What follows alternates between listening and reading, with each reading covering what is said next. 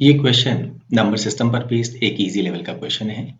हमें इस एक्सप्रेशन की वैल्यू निकालनी है क्योंकि यहाँ पर 10 टू द पावर 9 सबसे बड़ा नंबर है। इसका मतलब है 1 के आगे टोटल 9 डिजिट्स होंगी। फिर आता है 10 to the power 6, that is 1 के आगे 6 डिजिट्स होंगी। 10 टू द पावर 3, 1 के आगे 3 डिजिट्स होंगी। एंड 10, 1 के आगे 1 डिजिट होगी।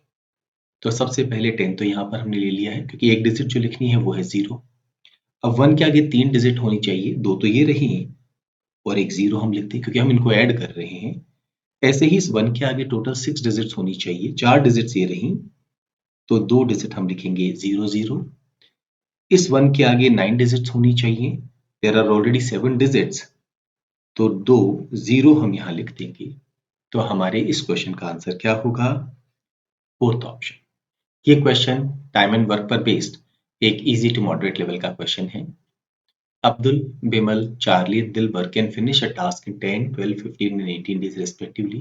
They can either choose to work or remain absent on a particular day. If 50% of the total work gets completed after 3 days, then which of the following options is possible?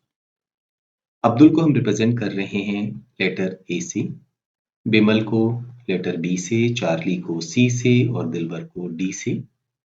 Work हम assume कर लेते हैं जो कि इन 4 numbers का LCM होगा। यहाँ पर हम अज्यूम कर सकते हैं कि हमारा जो वर्क है वो है 180 यूनिट्स। तो ए का 1 डे वर्क क्या होगा? बिकॉज वो 10 डेज में टास्क को कंप्लीट कर सकते हैं, तो 180 divided by 10, 18 units. What about B? 12 days में 180 units, that is 15 units per day.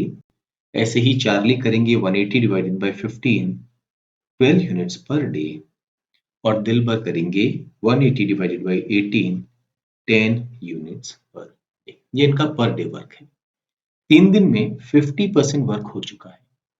50% मतलब कितना है? 180 का 50%, दैट इज 90 यूनिट्स काम हो चुका है। हमें पता करना है कौन सा ऑप्शन ट्रू है। यहाँ पर हमें ऑप्शंस के थ्रू ही जाना होगा। Each of them work for exactly 2 days.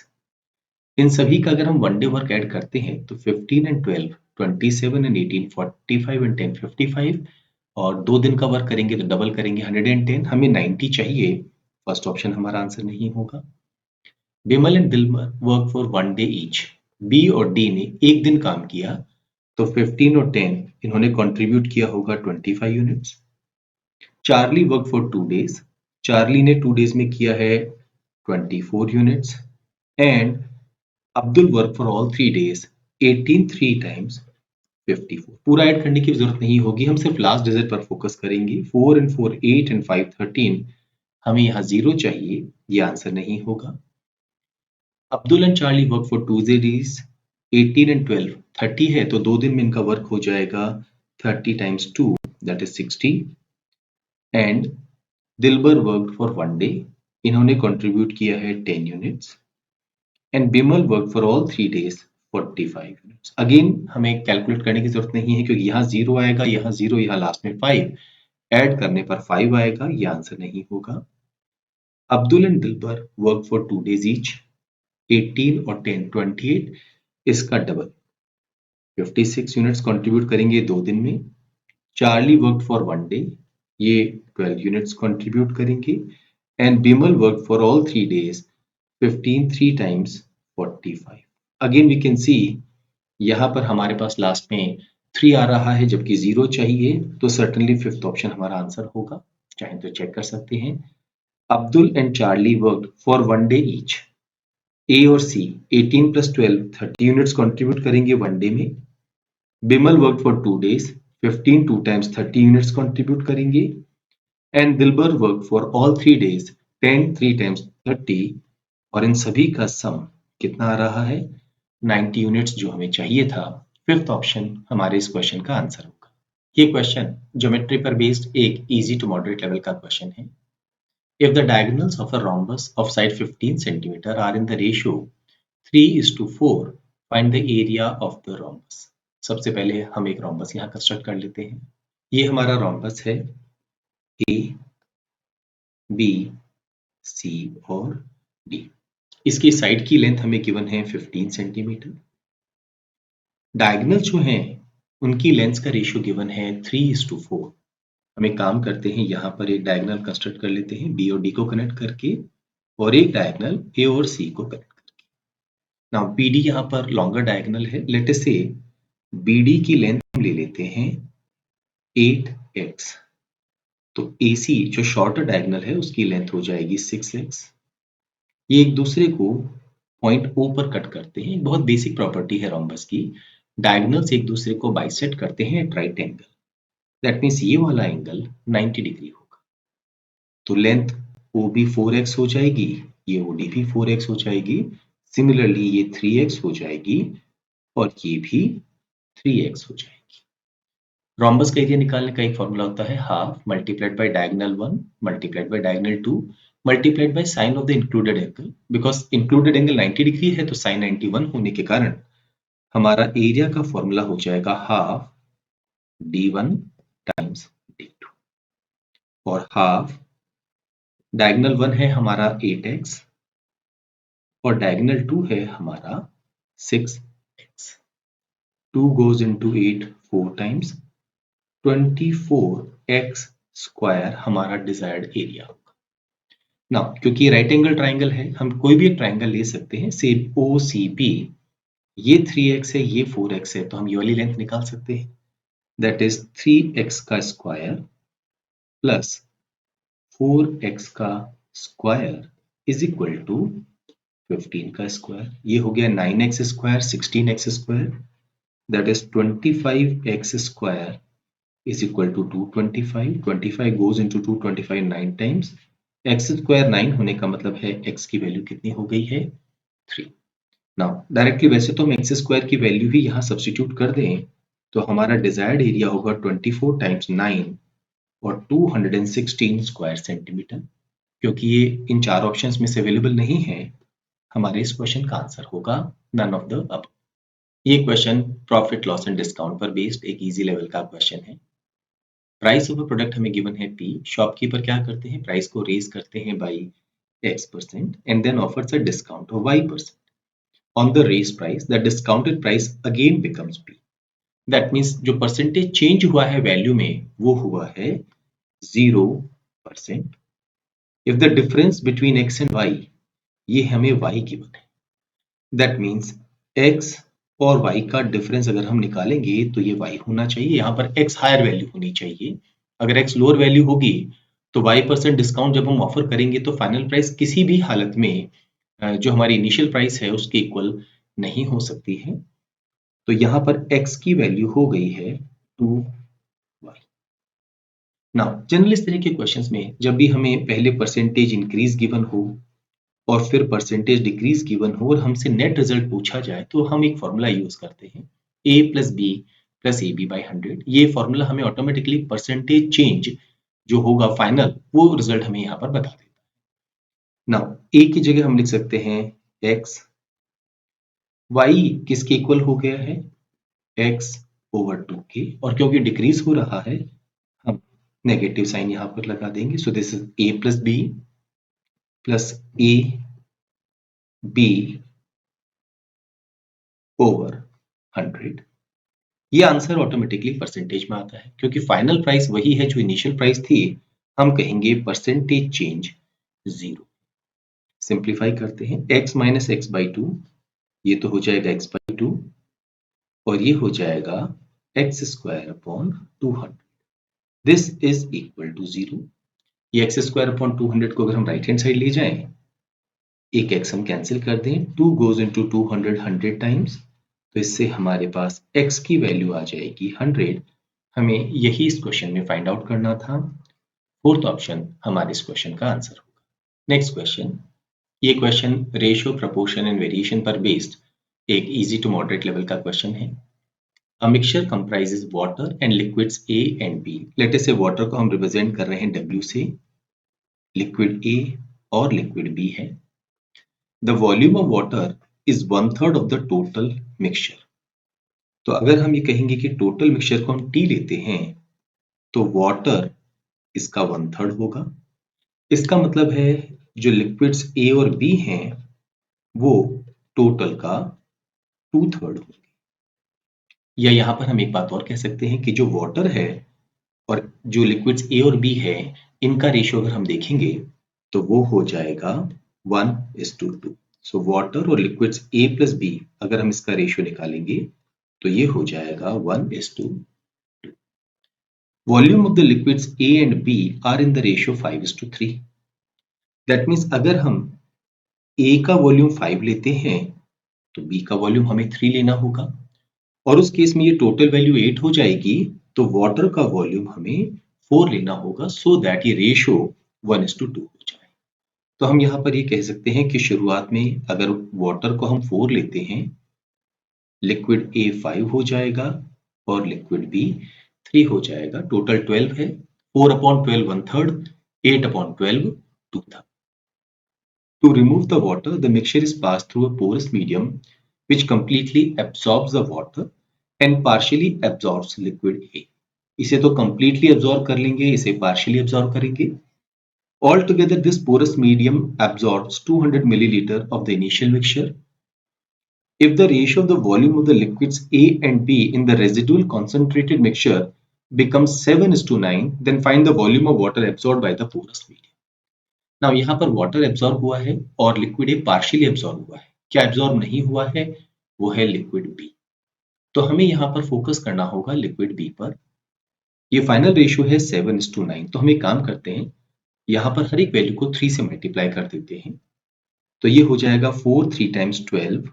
Latest से इसको हमने लिख दिया है 12x। क्वेश्चन को सॉल्व करने के लिए इसको 3 से मल्टीप्लाई करेंगे तो ये हो गया है 15x। इसे 3 से मल्टीप्लाई करेंगे तो ये हो गया है 9x। नाउ फाइनल जो मिक्सचर था उसमें क्या हुआ, वाटर तो टोटल एब्जॉर्ब हो गया और लिक्विड्स ए और बी का रेशियो 7:9 है। दैट मीन्स ये 9x है तो ये 7x होगा। इस पूरे प्रोसेस में कितना लिक्विड और ए और कितना वाटर एब्जॉर्ब हुआ है? 12x तो वाटर एब्जॉर्ब हुआ है और साथ में 15 - 7 8x लिक्विड ए एब्जॉर्ब हुआ है। ये क्वांटिटी हमें 200 ml गिवन है, तो वी कैन से 20x इज इक्वल टू 200, तो x is equal to 10। Question में हमसे पूछा है कितना वाटर एब्जॉर्ब हुआ है। वाटर एब्जॉर्ब हुआ है 12x, तो अगर x की वैल्यू 10 है तो 12x की वैल्यू होगी 120। फिफ्थ ऑप्शन हमारे इस क्वेश्चन का आंसर होगा। ये क्वेश्चन प्रोबेबिलिटी पर बेस्ड एक मॉडरेट लेवल का क्वेश्चन है। हमारे पास एक कॉइन है जिसकी रेडियस हमें गिवन है 3 centimetre, is randomly dropped on a square floor full of square shaped tiles of size 10 centimeter each. What is the probability that the coin will land completely within a tile? In other words, the coin should not cross the edge of any tile. तो यहाँ पर जवाब बड़ा आसान होगा। सबसे पहले अगर हम बात करते हैं किसी भी एक टाइल की, बिकॉज सारी टाइल्स आइडेंटिकल हैं, सबकी साइड की लेंथ इक्वल है, तो हम सिर्फ एक टाइल पर ही फोकस करेंगे। तो एक टाइल का एरिया अगर हम देखें तो वो कितना होगा, 10 multiplied by 10 और we can say 100. What about जो कॉइन का एरिया होगा उसे हम कैसे आइडेंटिफाई करें? इसके लिए सबसे अच्छा होगा हमें फोकस करना होगा जो कॉइन है उसके सेंटर पर। उसका मूवमेंट जो है वो कहाँ कहाँ हो सकता है, वही हमारा डिजायर्ड जोन होगा। तो हम एक स्क्वायर कंस्ट्रक्ट कर लेते हैं। यहाँ पर ये हमारा स्क्वायर है, लेट अस से ए बी सी और डी। ये हमारा सर्कल है जिसकी रेडियस हमें गिवन है 3 सेंटीमीटर, और इस सिचुएशन में ये हमारे सर्कल का सेंटर है जहां पर ये डिस्टेंस 3 सेंटीमीटर है, ये डिस्टेंस भी 3 सेंटीमीटर है। नाउ कॉइन जो है वो ये जो एज है इसे क्रॉस नहीं कर सकता है, तो हमारा कॉइन हो सकता है यहां से मूव करते हुए यहां आ जाए। वी कैन सी अभी तक इसने कहीं भी बाउंड्री क्रॉस नहीं की है, तो हमारा ये जो सेंटर है उसका मूवमेंट हुआ है यहां से यहां तक। सिमिलरली अगर हम यहां फोकस करें, ये कॉइन ऐसे भी जा सकता है, अभी भी इसने कहीं भी बाउंड्री क्रॉस नहीं की है, तो हमारा जो सेंटर होगा उसका मूवमेंट अब यहां से यहां हो जाएगा। सिमिलरली अगर हम इस कॉइन को आगे यहां मूव करें तो ये पूरा मूवमेंट इस तरह से होते हुए ये एच पे जाएगा यहां तक। अगेन ये हमारे सेंटर का मूवमेंट है, and in the final situation वापस ये जो कॉइन है ये अपनी इनिशियल पोजीशन पे अगर जाएगा तो क्या होगा, हमारा जो सेंटर है उसका मूवमेंट ये होगा। तो हमारा जो सेंटर है वो सिर्फ यहां पर मूव कर सकता है। ये जो पूरा एरिया है, अगर सेंटर इस बॉर्डर पे क्रॉस हो या इसके अंदर कहीं भी हो तो हमारा कॉइन इस बाउंड्री को क्रॉस नहीं करेगा। ये हम लेंथ कैसे निकालें? यहां से यहां पर ये 3 सेंटीमीटर है क्योंकि ये रेडियस है हमारे सर्कल की। ऐसे ही ये डिस्टेंस भी हम कह सकते हैं 3 सेंटीमीटर है। टोटल डिस्टेंस हमें 10 सेंटीमीटर गिवन है, तो ये जो स्क्वायर हमारे पास बचेगा इसकी हर एक साइड की लेंथ कितनी हो जाएगी? 4 सेंटीमीटर। तो जो हमारा डिजायर्ड एरिया होगा वो एरिया होगा जहां पर हमारा सेंटर मूव कर सकता है। सेंटर इस 4x4 स्क्वायर की बाउंड्री पर या उसके अंदर कहीं भी हो सकता है। तो डिजायर्ड एरिया होगा 4x4, टोटल एरिया है 100, तो हमारी रिक्वायर्ड प्रोबेबिलिटी होगी 0.16 और फिफ्थ ऑप्शन। नेक्स्ट क्वेश्चन, ये क्वेश्चन मेंसुरेशन पर बेस्ड एक इजी टू मॉडरेट लेवल का क्वेश्चन है। It takes 2 liters to paint the surface of a solid sphere. If this solid sphere is sliced into 4 identical pieces, how many liters will be required to paint all the surfaces of these 4 pieces? Now अगर हम solid sphere की यहाँ पर बात करते हैं तो उसका सरफेस एरिया होता है 4 पाई आर स्क्वायर, जहां पर आर उस स्फीयर की हम रेडियस कह सकते हैं, दैट इज जो उसका सेंटर पॉइंट है उससे उसकी बाउंड्री का डिस्टेंस आर। तो यहाँ पर हम सबसे पहले एक स्फीयर कंस्ट्रक्ट कर लेते हैं। ये स्फीयर हमारे पास में है, यहाँ रेडियस है हमारे पास में आर और इसका टोटल सरफेस एरिया हो गया है 4 पाई आर स्क्वायर। इसे पेंट करने के लिए 2 लीटर पेंट की रिक्वायरमेंट होती है ना। हमने इसे क्या किया है, यहाँ पर 4 आइडेंटिकल पीसेस में स्लाइस किया है ना। सपोज अगर हम यहाँ पे एक ही ये इस तरह से स्लाइस को करें हॉरिजॉन्टली मतलब डायमीटर के थ्रू, तो क्या होगा, हमारे पास 2 पीसेस क्रिएट हो जाएंगे, एक अपर पीस और एक बॉटम पीस। यहाँ पर 2 हेमिस्फीयर हो गए। तो अगर हम हेमिस्फीयर का एरिया देखें तो ये जो आउटर एरिया है ये वाला, ये तो इसका होगा 2 पाई आर स्क्वायर, ऐसे ये वाला एरिया भी 2 पाई आर स्क्वायर। तो ये आउटर एरिया दोनों का मिला के 4 पाई आर स्क्वायर है जो कि हमारे स्फीयर का था। लेकिन बिकॉज हमने इसको यहाँ पे स्लाइस किया है, 2 सरफेसेस हमारे पास और क्रिएट हो गई है, एक ये वाली सरफेस और एक ये सरफेस। इस सरफेस का एरिया कितना है? पाई आर स्क्वायर। और ऐसे ही इस सरफेस का एरिया भी पाई आर स्क्वायर। तो हमने क्योंकि एक यहाँ पर कट लगाया है तो इस एक कट के कारण 2 पाई आर स्क्वायर एरिया इंक्रीज हो गया है इन दोनों हेमिस्फीयर का, अगर हम कंबाइन करें एज कंपेयर टू द हमारा सॉलिड स्फीयर। ऐसे ही अगर हम एक कट इस तरह से लगा दें तो इसके कारण भी हमारे पास में 2 पाई आर स्क्वायर एरिया और क्रिएट हो जाएगा। हमारे पास 4 आइडेंटिकल पीसेस भी हो जाएंगे। तो हमारा एरिया जो इनिशियली 4 पाई आर स्क्वायर था वो इतना और बढ़ के कितना हो जाएगा? 8 pi r square. 4 pi r square surface जो है उसको पेंट करने में 2 लीटर अगर पेंट लग रहा है तो 8 पाई आर स्क्वायर होते ही डबल हो गया है, 2 का डबल 4 लीटर्स पेंट लगेगा। फोर्थ ऑप्शन हमारे इस क्वेश्चन का आंसर होगा। नेक्स्ट क्वेश्चन, ये question time speed and distance पर बेस्ड एक मॉडरेट लेवल का क्वेश्चन है। Every day a person walks at a constant speed v1 फॉर 30 minutes. On a particular day, after walking for 10 minutes at v1, he rested for 5 minutes. He finished the remaining distance of his regular walk at a constant speed v2 in another 30 minutes. On that day, find the ratio of v2 and his average speed, that is total distance covered divided by total time taken including resting time. यहाँ पर इस question को solve करने के लिए सबसे अच्छा तरीका होगा जो जर्नी का टाइम है वो हम निकाल लें। नॉर्मली लेट से ये वो डिस्टेंस है जो वो कवर करता है, किस स्पीड से? v1 की स्पीड से। और ये पूरा डिस्टेंस कवर करने में उसे टाइम लगता है 30 minutes. On a particular day after walking for 10 minutes, 10 minutes तो वो v1 की स्पीड से चले, फिर यहाँ पर उन्होंने 5 मिनट का ब्रेक लिया और उसके बाद रिमेनिंग जो जर्नी थी वो इन्होंने 30 मिनट में पूरी की है क्योंकि यहाँ पर उनकी स्पीड हो गई है v2। तो इस दिन इन्होंने टोटल जो डिस्टेंस है वो कितने मिनट में ट्रेवल किया है? 10 मिनट प्लस 550 प्लस 30 45 मिनट्स। तो ये तो हो गया है टोटल जर्नी टाइम। यहाँ पर हमें रेशियो करना है कंपैरिजन किसका? स्पीड्स ऑफ दिस डे, जो एवरेज स्पीड आई है, और जो V2 है उसका। क्या हम ये पता कर सकते हैं कि ये पूरा जो डिस्टेंस है उसको V2 कितनी देर में ट्रेवल करता है? ना यहाँ पर ये 10 मिनट हो गया है। अगर ये पूरा डिस्टेंस सेम V1 की स्पीड से ही चलते तो यहां से यहां आने में अभी 20 मिनट इनको और।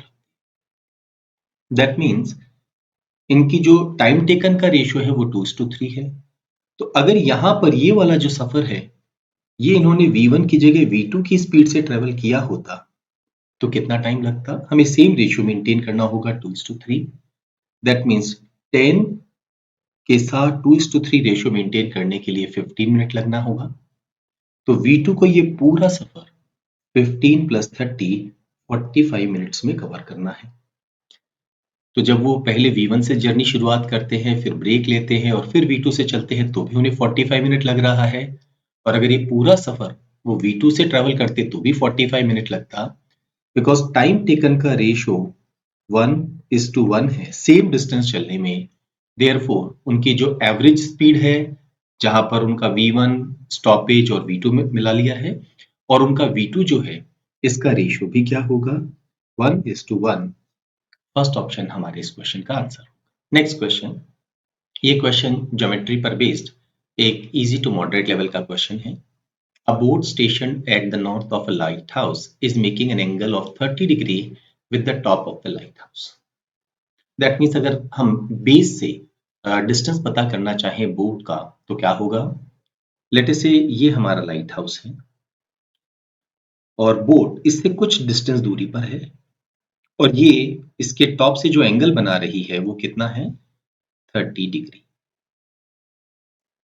ये एंगल हमें 30 डिग्री गिवन है। लेट अस से ये हमारी बोट B1 है जो कि लाइट हाउस लेट अस से PQ से 30 डिग्री का एंगल बना रही है और इसके नॉर्थ साइड में है। हमें सिर्फ ये डिस्टेंस जो बेस से डिस्टेंस है वो निकालना है। अब यहाँ पर लाइट हाउस की हाइट हमें गिवन है 300 फीट। ये 30 डिग्री है, ये 90 डिग्री है, तो ये 60 डिग्री है। एक बहुत बेसिक प्रॉपर्टी है, अगर 30 डिग्री की अपोजिट साइड की लेंथ हमें पता हो तो 60 डिग्री की अपोजिट साइड की लेंथ निकालने के लिए हमें बस इस वैल्यू को √3 से मल्टीप्लाई करना है। तो ये डिस्टेंस हो जाएगा 300 √3 मीटर। ऐसी ही एक और बोट है हमारे पास में, another boat station at the east of the same light house making an angle of 45 degree with the top of the light house. So दूसरी एक और बोट है हमारे पास में। लेट अस से इस बोट को हम रिप्रेजेंट कर रहे हैं B2 से। ये हमारा लाइट हाउस है, ये बोट हो गई है B2। ये एंगल बना रही है 45 डिग्री। नाउ बिकॉज ये 90 डिग्री है, ये 45 है, तो ये भी 45 होगा। लाइट हाउस की हाइट हमें गिवन है 300, क्योंकि इस 45 के अपोजिट साइड की लेंथ 300 है, तो इस 45 के अपोजिट साइड की लेंथ भी क्या होगी? 300। तो जो दो बोट्स हैं उनका लाइट हाउस के बेस से जो डिस्टेंस है वो हमें मालूम चल चुका है, 300 √3 एंड 300। क्वेश्चन में क्या पूछा गया है? Shortest distance between these two boats. Now यहां पर हम एक काम कर सकते हैं। लेट अस से ये है हमारा लाइट हाउस, यहां पर ये पॉइंट से हम रिप्रेजेंट कर रहे हैं इसको। बोट B1 इस लाइट हाउस से 300 √3 फीट नॉर्थ में है, और बोट B2 इससे 300 फीट ईस्ट में है। हमें इन दोनों के बीच का जो शॉर्टेस्ट डिस्टेंस है वो पता करना है। राइट एंगल ट्राइंगल थ्योरम हम अप्लाई कर सकते हैं। इन दोनों का स्क्वायर करें, ऐड करने पर जो वैल्यू आए उसका स्क्वायर रूट लेने पर हमारा डिस्टेंस B1 B2 आ जाएगा। तो अगर हम इसका स्क्वायर करेंगे तो ये हो जाएगा 300 का स्क्वायर मल्टीप्लाइड बाई √3 का स्क्वायर 3, प्लस ये हो गया है 300 का स्क्वायर, और इन दोनों को ऐड करके अगर हम स्क्वायर रूट ले लें तो हमारा डिजायर्ड वैल्यू आ जाएगा। 300 स्क्वायर कॉमन लेके हम बाहर ले सकते हैं, वो हो जाएगा 300 अंदर बचेगा 3 + 1 4, 4 का square root 2, so 300 multiplied by 2 करने पर 600 फीट, और फोर्थ ऑप्शन हमारे इस क्वेश्चन का आंसर होगा। नेक्स्ट क्वेश्चन, ये क्वेश्चन क्वाड्रेटिक इक्वेशंस पर बेस्ड एक इजी टू मॉडरेट लेवल का क्वेश्चन है। टू डिफरेंट क्वाड्रेटिक इक्वेशन है हमारे पास में, उनका एक रूट कॉमन है। Let the three unique roots of the two equations be A, B and C, all of them are positive integers. हमें ए, बी और सी का सम गिवन है 45 and the product of the roots of one of the equations is 35। Let us say हमारी एक equation है जिसके दो roots हैं ए और बी, हमें इनका प्रोडक्ट 35 गिवन है। विच of the following options is definitely correct. Now क्योंकि हर एक रूट पॉजिटिव इंटीजर है, तो हम क्या कहेंगे, इस 35 के हम दो फैक्टर्स कर सकते हैं, या तो 35 1, या हम कर सकते हैं 7 एंड 5। तो यहां पर एक पॉसिबिलिटी है कि एक रूट 35 हो जाए और एक रूट 1 हो जाए, या दूसरी पॉसिबिलिटी एक रूट 7 हो जाए और दूसरा रूट 5 हो जाए। What about the third root? क्योंकि इन तीनों रूट्स का सम 41 है, दो रूट्स का सम अगर 36 आ गया है, तो third root has to be 5। ऐसे ही दो रूट्स हमारे पास 7 एंड 5 12 हो चुके हैं, तो थर्ड रूट होगा 41 माइनस 12, दैट इज 29। तो दो सिचुएशन हमारे पास आ गई हैं, या तो रूट्स होंगे 35 1 एंड 5, या रूट्स होंगे 7 5 and 29। But what we can see कि हर हालत में 5 जो है is one of the roots, therefore third option हमारे इस क्वेश्चन का आंसर होगा। बाकी पॉसिबल हो भी सकते हैं और नहीं भी हो सकते, that is the common root is 29। यहाँ पर कॉमन रूट 29 किसी हालत में नहीं हो सकता है। Similarly the smallest among the roots is 1, इस केस में तो ये ट्रू है, पर इस केस में स्मॉलेस्ट अमंग द रूट्स 5 हो जाएगा। Product of the roots of the other equation is 5। Now यहाँ पर product of the roots of the other equation, हमें जब तक कॉमन रूट नहीं पता है तो प्रोडक्ट के बारे में भी हम कंफर्म नहीं कह सकते हैं। All of the above are possible but none are definitely correct, ये भी हमारा आंसर नहीं होगा। हमारे इस क्वेश्चन का आंसर होगा थर्ड ऑप्शन। नेक्स्ट क्वेश्चन, ये क्वेश्चन सीक्वेंसेस एंड सीरीज पर बेस्ड एक इजी लेवल का क्वेश्चन है। An antique store has a collection of 8 clocks. At a particular moment, the displayed times on 7 of the 8 clocks were as follows. Time हमें given है 1:55, 2:03, 2:11, 2:24, 2:45, 3:19 and 4:40. If the displayed times of all 8 clocks form a mathematical series, then what was the display time on the remaining clock? Now यहाँ पर हम क्या कर सकते हैं, जो गैप है क्लॉक्स के टाइमिंग्स के बीच में, एक बार वो हम लिख लें, उससे हमें थोड़ी सी यहाँ मदद मिल जाएगी। जैसे अगर हम यहाँ देखें तो इन दोनों में 8 मिनट का गैप है, यहाँ ये गैप हो गया है 13 मिनट्स का, यहाँ पर ये गैप हो गया है 21 मिनट्स का, यहाँ पर ये गैप हो गया है 34 मिनट्स का, और यहाँ पर ये गैप हो गया है 55 मिनट्स का। नाउ अगर हम ध्यान से देखें, 8 + 13 = 21। सिमिलरली अगर हम 13 + 21 करेंगे तो वो 34 आ जाएगा। ऐसे ही 21 + 34 करेंगे तो 55 आ जाएगा। तो नेक्स्ट डिफरेंस क्या होगा, प्रीवियस जो दो टर्म्स हैं हमारी उनका डिफरेंस होगा। अगर ये 13 है तो ये 8 है, तो यहाँ पर 5 होना चाहिए, और उसके पहले ये 3 होना चाहिए, सो दैट 3 + 5 8 हो जाएगा, 5 + 8 13। 3 मिनट का गैप होने का मतलब है हमारा जो मिसिंग टाइम है वो होना चाहिए 1:58 PM। सेकेंड ऑप्शन हमारे इस क्वेश्चन का आंसर। नेक्स्ट क्वेश्चन, ये क्वेश्चन रेशियो एंड प्रपोर्शन पर बेस्ड एक इजी लेवल का क्वेश्चन है। The number of boys in a school was 30 more than the number of girls.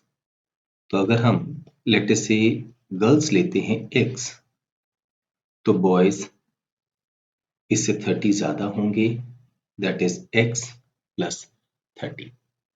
A few more girls joined the same school. Let us say y girls ने school join किया है।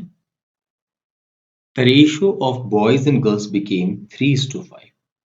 तो boys तो कितने हैं x plus 30 और girls कितनी हैं x प्लस y, ये रेशियो हो गया है 3:5. Find the minimum number of girls who join subsequently, that is हमें y की मिनिमम वैल्यू पता करनी है. 5x plus 150 is equal to 3x plus 3y. ये 3x को अगर हम लेफ्ट हैंड साइड पे ले आए सब्ट्रैक्ट हो जाएगा.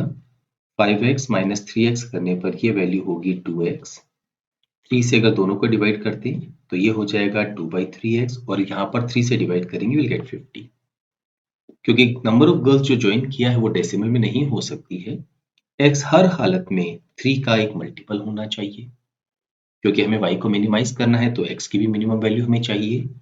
x की मिनिमम वैल्यू हम 3 लिख सकते हैं और जैसे ही हम x की मिनिमम वैल्यू 3 लिखेंगे हमारे पास y की मिनिमम वैल्यू क्या आ जाएगी 52.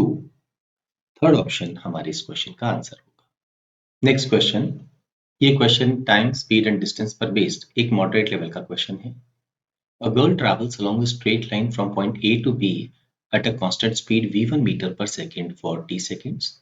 Next, she travels from point B to C along a straight line at a constant speed of v2 meter per second for another t seconds. BC makes an angle 105 degree with AB. If CA makes an angle 30 degree with BC, how much time will she take to travel back from point C to A at a constant speed of v2 meters per second if she travels along a straight line from C to A? सबसे पहले हम यहाँ पर एक diagram construct कर लेते हैं. हमारे पास यहाँ पर एक ट्रायंगुलर पाथ हम कह सकते हैं A से B, B से C. ये जो एंगल है ये हमें गिवन है 105 डिग्री और ये वाला एंगल हमें गिवन है 30 डिग्री. ये डिस्टेंस कवर किया जाता है v1 मीटर पर सेकंड की स्पीड से 40 सेकेंड्स. तो ये डिस्टेंस हो गया v1 मल्टीप्लाइड बाई t. ऐसे ही ये डिस्टेंस कवर किया जाता है v2 मीटर पर सेकंड की स्पीड से, तो ये डिस्टेंस हो गया time taken t seconds multiplied by v2 metres. C से A की जो जर्नी है वो कवर की जा रही है v2 मीटर पर सेकंड से. हमें पता करना है जर्नी टाइम C से A आने में कितना लगेगा. यहाँ पर हम एक काम कर सकते हैं, B से अगर हम यहाँ पर एक परपेंडिकुलर ड्रॉ करें, क्योंकि ये एंगल 105 डिग्री है, ये एंगल 30 डिग्री है, इन दोनों का सम हो गया है 135 डिग्री. सो ये वाला एंगल हर हालत में 45 डिग्री होना चाहिए. ये 90 डिग्री है, ये 45 है, तो ये वाला जो एंगल है ये भी 45 डिग्री होना चाहिए. लेट अस इस पॉइंट को हम नाम दे रहे हैं D. क्योंकि 45 है तो BD जो है वो किसके इक्वल होगा AD के.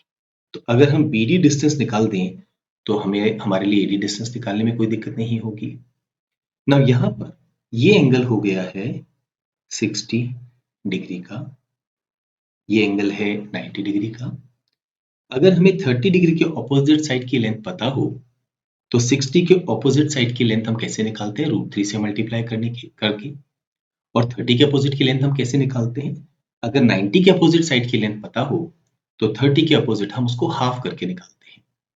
तो इस वैल्यू को अगर हाफ कर दें तो v2 multiplied by t upon 2, ये तो हमारा डिस्टेंस क्या हो जाएगा BD. इस वैल्यू को अगर हम √3 से मल्टीप्लाई कर दें तो √3/2 multiplied by v2 multiplied by t, ये हमारा डिस्टेंस हो जाएगा CD. नाउ क्योंकि डिस्टेंस BD है, v2 मल्टीप्लाइड बाई t/2, हम डिस्टेंस AD भी निकाल सकते हैं और ये किसके इक्वल होगा v2/2 मल्टीप्लाइड बाई t के. तो what about the distance AC, इन दोनों का सम. नाउ v2 और t तो यहाँ कॉमन आ गया है और यहाँ पर 2 भी हम कॉमन ले सकते हैं, तो हम लिख सकते हैं v2 multiplied by t divided by 2, ये तो हमने कॉमन ले लिया है. अंदर बचा है √3 + 1. ये डिस्टेंस किस स्पीड से कवर हो रहा है v2 से, तो डिस्टेंस को स्पीड से डिवाइड करेंगे तो हमारे पास टाइम आ जाएगा. V2 तो कैंसिल हो गया है, 1/2 को हम लिख सकते हैं 0.5, यहाँ √3 + 1 हम पहले लिखते हैं और t हम बाद में लिखते हैं। थर्ड ऑप्शन हमारे इस क्वेश्चन का आंसर होगा। ये क्वेश्चन लॉजिक पर बेस्ड एक मॉडरेट लेवल का क्वेश्चन है। फाइनल सेमेस्टर में इंजीनियरिंग कॉलेज ऑफर कर रहे हैं 3 इलेक्टिव कोर्सेज और एक mandatory course. A student has to register for exactly 3 courses. 2 तो इलेक्टिव होने चाहिए और एक मैंडेटरी होना ही होना चाहिए। The registration in 3 of the 4 courses हमें given है 45, 55 and 70. What will be the number of students in the elective with the lowest registration? ना जो मैंडेटरी कोर्स है उसमें तो स्टूडेंट को ऑप्ट करना ही होगा, तो 2 पॉसिबिलिटीज यहाँ पर होंगी हमारे पास में 45, 55 एंड 70। हो सकता है ये वो मैंडेटरी कोर्स हो और उस केस में एक कोर्स जो रिमेनिंग है उसमें एक्स रजिस्ट्रेशन हुए हैं। हो सकता है ये मैंडेटरी ना हो। मैंडेटरी कोर्स वो हो जिसमें एम रजिस्ट्रेशन हो। ना जिस भी स्टूडेंट ने मैंडेटरी कोर्स में ऑप्ट किया है उसे हर हालत में 2 इलेक्टिव चुनने होंगे। तो अगर हम यहाँ पर बात करें 70 स्टूडेंट्स की, तो हर एक ने 2 इलेक्टिव चुने हैं, मतलब टोटल सिलेक्शन होगा 70 मल्टीप्लाइड बाई 2 और ये किसके इक्वल होगा? बाकी जो 3 इलेक्टिव चुने गए हैं उनके सम के, क्योंकि हो सकता है इनमें से कुछ यहाँ चले गए हों, उनमें से कुछ बी में चले गए हों, कुछ सी में, बिकॉज हर एक को 2 इलेक्टिव तो लेने ही पड़ेंगे। तो ये जो 70 टाइम्स 2 होगा ये किसके इक्वल होगा? x प्लस 45 प्लस 55 के। ये हो गया है 100, ये 140, सब्ट्रैक्ट करेंगे तो x की वैल्यू क्या आ जाएगी? 40। तो जो एक इलेक्टिव बचा है उसमें 40 रजिस्ट्रेशन हो सकते हैं, मिनिमम पूछा है तो 40 एक पॉसिबल वैल्यू। क्या हो अगर मैंडेटरी कोर्स में x रजिस्ट्रेशन हुए हैं? अगेन जिस बच्चे ने मैंडेटरी कोर्स में ऑप्ट किया है ये रिप्रेजेंट कर रहा है टोटल नंबर स्टूडेंट्स को। हर एक स्टूडेंट ने 2 इलेक्टिव चुने हैं, तो x स्टूडेंट्स ने मल्टीप्लाइड बाय 2 इतने इलेक्टिव चुने होंगे और यहाँ उन्होंने इलेक्टिव कितने चुने हैं? 45 प्लस 55 प्लस 70। इन दोनों का सम 100 प्लस 70 170। x की वैल्यू हो जाएगी 170 अपॉन 2 दैट इज 85। तो मैंडेटरी में 85 हो गए, तो मिनिमम कितने हो गए? किसी भी इलेक्टिव में 45। तो जो मिनिमम नंबर हम ढूंढ रहे हैं वो या तो 40 होगा या 45 होगा। हमारे इस क्वेश्चन का आंसर होगा फिफ्थ ऑप्शन। नेक्स्ट क्वेश्चन, ये क्वेश्चन नंबर सिस्टम पर बेस्ड एक मॉडरेट लेवल का क्वेश्चन है। x and y are the digits at the units place of the numbers 408x and 789y, where x is not equal to y. However, the digits at the units place of the numbers 408x to the power 63 and 789y to the power 85 are the same. What will be the possible value or values of x plus y? Now यहाँ पर अगर हम cyclicity concept पर focus करते हैं, जिस number के last में 0 आता है उसकी आप पावर कितनी भी रेज करते जाएं हर बार हमें 0 मिलेगा यूनिट डिजिट पे। ऐसे ही जहां पर 1 आता है वहां हर बार हमें 1 मिलेगा। 5 जहां आता है वहां पर हर बार हमें 5 मिलेगा। जहां 6 आता है यूनिट्स पोजीशन पे वहां पावर रेज करने पर हर बार हमें 6 मिलता है। ऐसे ही जहां पर 4 आता है यूनिट पोजीशन पे वहां पर अगर पावर ऑड है तो 4 और इवन है तो 6, 4 6 एंड सो ऑन। अगर हम बात करें पावर नंबर जिसके लास्ट में 9 आ रहा है तो पावर ऑड होने पर 9 और इवन होने पर 1। ये पैटर्न इसी तरह से चलता है। सिमिलरली जिसके लास्ट में 2 आता है यहां पर क्या होता है? 2 4 8 6। सिमिलरली जिसके लास्ट में 3 आता है यहां पर आएगा 3 9 7 1 एंड सो ऑन। जहां पर लास्ट में 7 आता है यहां होगा 7 9 3 एंड 1 एंड सो ऑन। और जहां लास्ट में 8 आता है वहां पर आएगा 8 4 2 6 एंड सो। नाउ क्योंकि यहां पर इस नंबर की यूनिट डिजिट और इस नंबर की यूनिट डिजिट सेम है, हम 63 पर जरा फोकस करेंगे। ना यहाँ पर अगर हम लास्ट 4 नंबर्स को देखते हैं तो यहाँ पर 4 की साइक्लिसिटी होती है, that means after every 4th power the whole cycle repeats. तो 4th power, 8th power, 12th power and so on हर बार सेम होती है हर एक केस में। 7, 8, 9 y ये है पावर में 85 और ऐसे ही 4, 0, 8 x ये है पावर में 63। ये 84 जो है वो 4 के मल्टीपल से एक ज्यादा है। दैट मीन्स इस केस में हमारी जो यूनिट डिजिट आएगी वो वही होगी जो हमारी फर्स्ट यूनिट डिजिट है। दैट मीन्स यहां पर 0, 1, 5, 6, 4, 9, 2, 3, 7, 8 कुछ भी यहां पर हमारा आ सकता है। जो y होगा वही हमारी यहां पर यूनिट डिजिट होगी। यहां पर अगर हम इस नंबर को देखते हैं तो ये है 60 प्लस 3, दैट मीन्स 4 के मल्टीपल से 3 ज्यादा है। तो अगर हम यहां पर देखें तो हमारी डिजिट यहां पर आ रही है 0, 1, 5, 6, 4, 9, 8, 7, 3 एंड 2। ना अब हम पावर्स को मैच कराते हुए चलेंगे।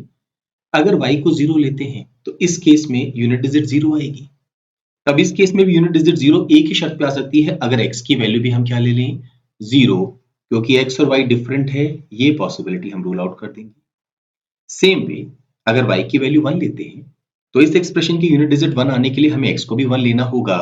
तो हमें इस पॉसिबिलिटी को, सिमिलरली इस पॉसिबिलिटी को और इस पॉसिबिलिटी को हमें यहां से रिजेक्ट करना होगा। क्या हो अगर हम y को 4 ले लें? ना y को अगर हम 4 लेते हैं तो अब हमारे पास में 4 सिर्फ एक ही शर्त पे आ रहा है, जब अगेन x की वैल्यू भी हम क्या लें 4 लें, तो हमें इसको भी हटाना होगा। अगर हम y को 9 लेते हैं तो वापस यहां पर इस एक्सप्रेशन में यूनिट डिजिट 9 आने के लिए x को भी 9 लेना होगा, हमें ये भी हटाना होगा। तो हमारे पास में बस अब ये 4 पॉसिबिलिटीज बची है। अगर हम y को 2 ले लेते हैं तो इस एक्सप्रेशन में हमारी यूनिट डिजिट 2 आ रही है। इस एक्सप्रेशन में यूनिट डिजिट कब आ रही है, यहां पर 2 आ रही है। तब हमें x की वैल्यू 8 लेनी। दैट मीन्स अगर हम y की वैल्यू 2 लेंगे तो हमें x की वैल्यू 8 लेनी होगी। उस केस में इनका सम 10 होगा। अगर हम y को 3 लेते हैं तो यहां पर एक्सप्रेशन में यूनिट डिजिट 3 आ रही है। अब 3 एक्सप्रेशन में यहां वाली यूनिट डिजिट कब आ रही है, जब हमने x की वैल्यू 7 ली है। तो y को 3 लेंगे तो x को 7 लेना होगा, अगेन इनका सम 10 आ रहा है। y को 7 लेंगे तो x को हमें 3 लेना होगा, अगेन इनका सम भी 10 आ रहा है, तभी यूनिट डिजिट दोनों एक्सप्रेशंस की सेम होगी। और अगर हम y को 8 लेंगे तो x को 2 लेना होगा। लेकिन हम ये देख सकते हैं कि हर बार हमारा x और y का जो सम है वो क्या आ रहा है 10। सेकेंड ऑप्शन हमारे इस क्वेश्चन का आंसर होगा। नेक्स्ट क्वेश्चन, ये क्वेश्चन इनइक्वालिटी पर बेस्ड एक मॉडरेट लेवल का क्वेश्चन है। x minus 1 modulus multiplied by y plus 3 modulus हमें गिवन है ग्रेटर देन और इक्वल टू 2, लेस देन और इक्वल टू 5, जहां पर x और y दोनों ही नेगेटिव इंटीजर्स हैं। दैट मीन्स अगर हम x की वैल्यूज देखें तो वो -1, -2, -3, -4, -5 एंड सो ऑन कुछ भी पुट कर सकते हैं। और सेम हम y की वैल्यूज भी पुट कर सकते हैं। Find the number of possible combinations of x and now अगर हम इस एक्सप्रेशन को देखते हैं 2 से लेके 5 के बीच में क्या क्या पॉसिबल वैल्यूज होंगी, या तो ये सम 2 होगा, प्रोडक्ट 2, 3, 4 या 5 होगा। नाउ 2 कब होगा, x माइनस 1, क्योंकि अगर हम x की लोएस्ट वैल्यू -1 भी लेते हैं तो -1 एंड -1 -2 और मॉड्यूलस लेने पर 2 आ रहा है। तो अगर हम x की वैल्यू -1 लेते हैं तो ये 2 आ रहा है फर्स्ट पार्ट, तो second part has to be 1। That means x की वैल्यू अगर हम -1 लेंगे तो y के लिए हमारे पास क्या ऑप्शन है, हमें 1 चाहिए। 1 आने के लिए ये एक्सप्रेशन y प्लस 3 प्लस 1 भी हो सकता है और -1 भी, क्योंकि मॉडुलस ले रही है। प्लस 1 होने के लिए y को हमें लेना होगा -2 और -1 होने के लिए y को हमें लेना होगा -4। तो हम देख सकते हैं कि 2 टाइम्स 1 हमारा आंसर 2 आ जाएगा। अगर हम x की वैल्यू यहां पर -1 की जगह -2 ले लेते तो हमारा ये वाला पार्ट 3 हो जाता। उस केस में हमें 2 नहीं मिल सकता था जब तक कि हम इसको 2/3 से मल्टीप्लाई ना करें। लेकिन वो हम कर नहीं सकते हैं बिकॉज y एक इंटीजर है। एक इंटीजर में दूसरा इंटीजर ऐड करने पर इंटीजर ही आता है, फ्रैक्शन हमारे पास नहीं आता। देयरफॉर जब हम x की वैल्यू यहाँ -1 रखेंगे तो y की ये दो पॉसिबल वैल्यूज हैं। क्या हो अगर हम यहाँ पर फोकस करें, हमें 3 चाहिए। अब हम x की वैल्यू -1 नहीं पुट कर सकते बिकॉज अगर ऐसा किया तो ये 2 हो जाएगा, फिर हमें यहाँ 3/2 चाहिए। तो x की वैल्यू हमें पुट करनी होगी -2। सो -2 -1 -3 मल्टीप्लाई करेंगे तो 3, अगेन हमें 1 चाहिए तो y की वही दो पॉसिबल वैल्यूज होंगी -2 एंड -4। सेम लॉजिक हम यहां भी अप्लाई कर सकते हैं, क्योंकि हम x की वैल्यू किसी भी हालत में -4 के अलावा कुछ भी लेंगे तो हमें y को फ्रैक्शन में लेना पड़ेगा। सो -4 -1 ये हो गया 5, अगेन हमें 1 चाहिए तो y की वैल्यू होगी -2 एंड -4। लेकिन अगर हम इस एक्सप्रेशन को देखें तो यहां हमारे पास दो पॉसिबिलिटीज हैं। या तो इसको हम 2 मल्टीप्लाइड बाई 2 लिख सकते हैं या इसे हम 4 मल्टीप्लाइड बाई 1 लिख सकते हैं। 2 मल्टीप्लाइड बाई 2, 2 के लिए हमें x की वैल्यू लेनी होगी -1। What about y? यहां पर हमें -2 या +2 चाहिए। +2 के लिए y की वैल्यू हमें लिखनी होगी -1 और -2 के लिए हमें इसको लिखना होगा -5। सो दैट -1 + 3 2, 2 का मॉड्यूलस 2 एंड -5 + 3 -2, उसका मॉड्यूलस भी 2, प्रोडक्ट 4 आ जाएगा। और अगर हमने यहाँ पर 4 के लिए x की जगह -3 लिखा तो अगेन y के लिए हमारे पास वही दो वैल्यूज होंगी -2 एंड -4। तो टोटल कितनी वैल्यूज हम यहाँ पर असाइन कर सकते हैं? 2, 4, 6, 8 एंड 10। फिफ्थ ऑप्शन हमारे इस क्वेश्चन का आंसर होगा। नेक्स्ट क्वेश्चन, ये क्वेश्चन नंबर सिस्टम पर बेस्ड एक moderate to slightly intense level का क्वेश्चन है।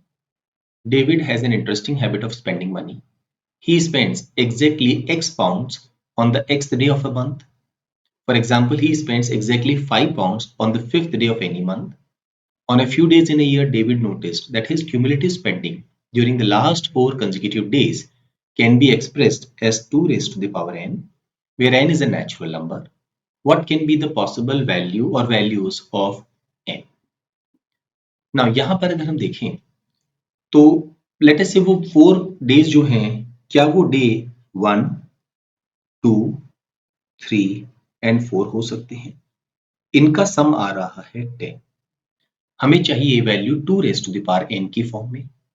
नाउ ये नहीं हो सकता, इसका मतलब है 2, 3, 4, 5 से लेके, और अगर हम किसी भी मंथ के लास्ट 4 दिन भी ऐड कर लें तो किसी भी हालत में हमें 2 raise to the power n नहीं मिलेगा। बिकॉज यहां पर अगर हम सम देखें तो क्या होगा, हर एक वैल्यू 1 से बढ़ गई है तो हम इसको 14 कह सकते हैं, या इन अ सिंपल वे 10 + 4। ऐसे ही नेक्स्ट 4 डेज अगर हम काउंट करें 3, 4, 5, 6 तो सम 18 आ जाएगा, दैट इज 10 + 4 + 4। किसी भी हालत में value 2 raise to the power n की फॉर्म में नहीं आ सकती। हाँ, एक पॉसिबिलिटी है, अगर हम किसी मंथ के प्रीवियस मंथ के कुछ दिन और नेक्स्ट मंथ के कुछ दिन काउंट कर लें, लेकिन यहां पर हमें मल्टीपल केसेस को कंसीडर करना। लेट अस से एक मंथ ऐसा है जिसमें 31 डेज हैं। क्या हो अगर हम उस मंथ के 3 डेज काउंट कर लें, 29, 30 एंड 31, और नेक्स्ट मंथ का डे 1 काउंट कर लें? क्या हमें 2 raise to the power n की फॉर्म में कोई वैल्यू मिल रही है? इन दोनों का सम 60 एंड 30, 90 एंड 191 नहीं मिल रही है। क्या हो अगर हम यहाँ पर 2 दिन ले लें और यहाँ 2 दिन, 1 and 2, 3, 31, that is 34 and 30, 64, definitely 64 2 raised to the power n की फॉर्म में है। सो 30, 31, 1, 2 ये हमारा पॉसिबल सोल्यूशन है। 7 मंथ्स ऐसे होते हैं जो 31 डेज के होते हैं, पर ध्यान रखिए हमारे काम के सिर्फ 6 मंथ्स ही होंगे। ऐसा क्यों? क्योंकि एक मंथ दिसंबर जो है, अगर हम उसको कंसीडर करेंगे तो हमें उसके 2 दिन के साथ नेक्स्ट ईयर के 2 दिन जनवरी के लेने होंगे, जो परमिसिबल नहीं है। हम एक ईयर की बात कर रहे हैं। तो यहां तक अभी तक हमारे पास 6 वैल्यूज आ चुकी हैं। क्या ऐसा हो सकता है किसी मंथ में सिर्फ 30 डेज हो और वहां पर भी कैलकुलेशन काम कर जाए? लेट अस से 28, 29, 30 and 1. 29, 1, 30, 60 and 20, 88. 88 2 की पावर नहीं है। अगर हम यहां से 28 हटा के एक दिन आगे जोड़ दें, 3 and 29, 32 and 30, 62, ये भी 2 की पावर नहीं है। अगर हम 29 यहां हटा के एक दिन यहां ऐड कर दें तो 36, ये भी 2 की पावर नहीं है। तो जिन मंथ्स के लास्ट डेट 30 तक ही होगी उनमें तो हमारा केस नहीं बन रहा। 29 और 28 डेज वाले केसेस भी हमें एक बार कंसीडर करने होंगे। लेट अस से हम बात कर रहे हैं 29 की। सो 27, 28, 29 एंड 1, इन दोनों का सम 30, ये हो गया 55। 85 2 की पावर नहीं है। यहां से 27 हम हटा के एक दिन यहां ऐड कर दें तो 30 और ये भी 30, 60, ये भी 2 की पावर नहीं है। और 28 यहां से हटा के यहां 3 ऐड कर दें तो भी जो सम आएगा वो 2 की पावर नहीं है। अब बस एक मंथ हमें और चेक कर लेना है, दैट इज 28। तो अगर हम लास्ट के 3 डेज काउंट करें 26, 27, 28 और फिर हम काउंट कर लें 1, ये दोनों हो गया है 55, 56, 82, ये 2 की पावर नहीं है। अगर हम यहाँ पर इधर एक दिन ऐड करके उधर से एक दिन हटा दें, 55 एंड 3, 58, ये 2 की पावर नहीं है। और यहाँ पर एक दिन ऐड कर दें और एक दिन वहां से हटा दें तो 28 + 6, 34, ये भी 2 की पावर नहीं है। तो हमारे जो मंथ्स हो सकते हैं वो यही 6 मंथ्स हो सकते हैं जब हमारा सम 2 की पावर n की फॉर्म में आ रहा है। सेकेंड ऑप्शन हमारे इस क्वेश्चन का आंसर होगा। नेक्स्ट क्वेश्चन, ये क्वेश्चन मेंसुरेशन पर बेस्ड एक मॉडरेट लेवल का क्वेश्चन है।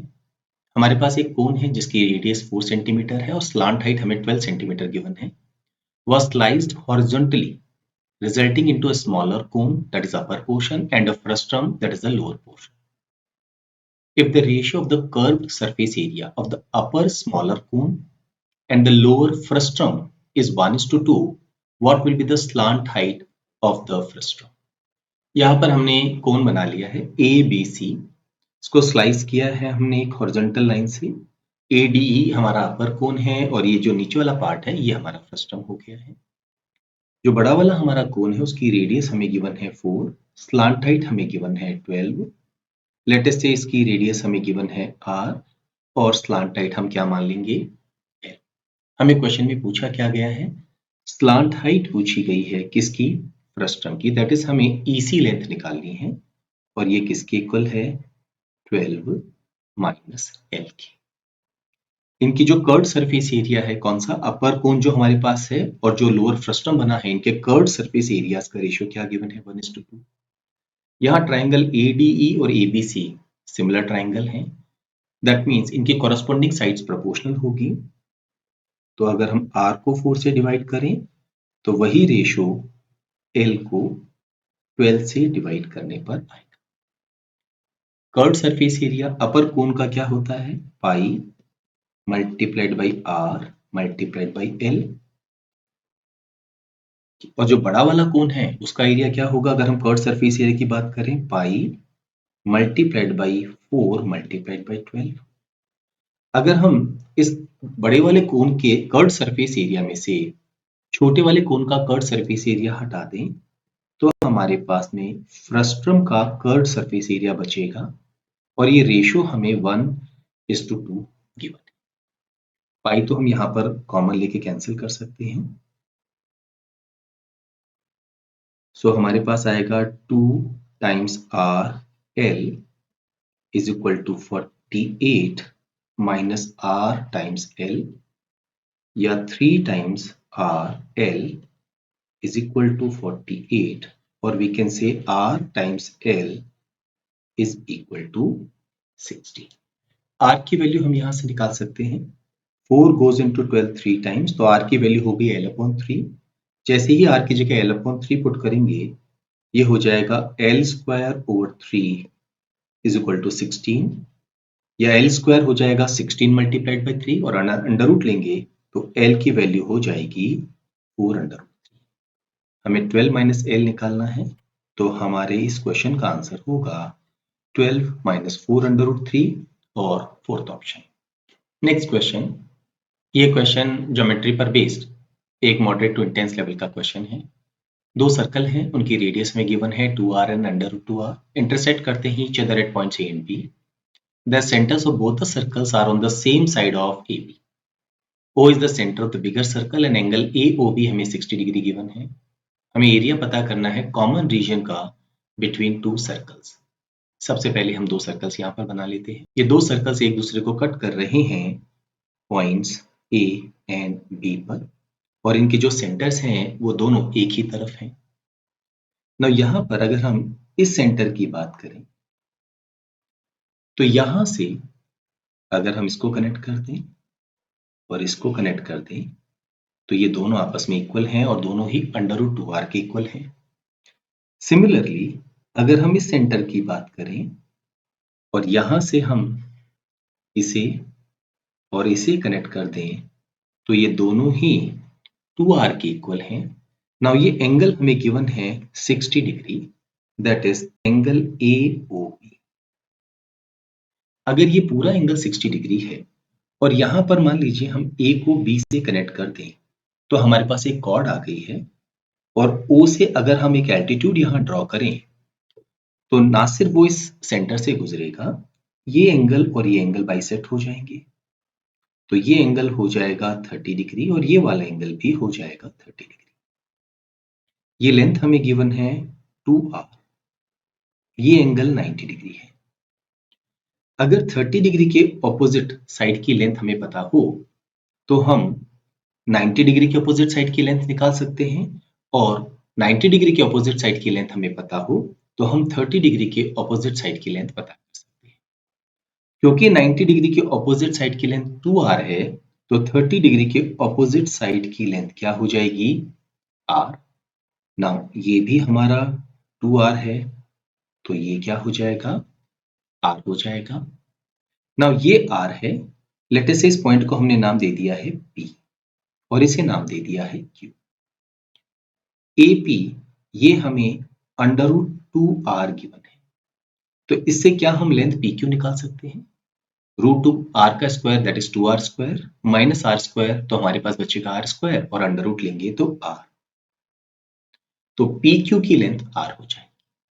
नाउ ये 90 डिग्री है, ये r है, ये r है, इसका मतलब है ये वाला एंगल और ये वाला एंगल दोनों ही एंगल्स क्या हो जाएंगे, 45 डिग्री। हमें दोनों सर्कल्स के बीच का कॉमन रीजन निकालना है। तो कॉमन रीजन कौन सा है, हम ये जो स्मॉलर सर्कल है इसका एरिया हम कंसीडर करेंगे, सिर्फ ये वाला पार्ट जो बाहर है उसे काउंट नहीं करेंगे। तो इस पार्ट को हम कैसे निकालें, यहां पर हम इसको तीन अलग अलग हिस्सों में कंसीडर कर सकते हैं।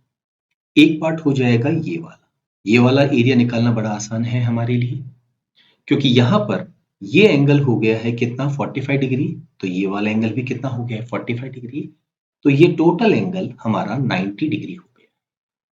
तो जो रिमेनिंग पार्ट है ये हो जाएगा 270 डिग्री।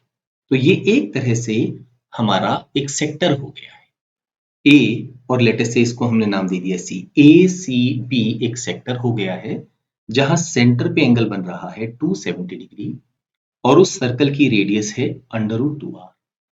तो ये एरिया हम कैसे निकाल सकते हैं, सेंटर पे जो एंगल बन रहा है वो है 270 divided by total angle that is 360 multiplied by pi radius का स्क्वायर, √2r का अगर हम स्क्वायर करेंगे तो ये आ जाएगा 2r स्क्वायर।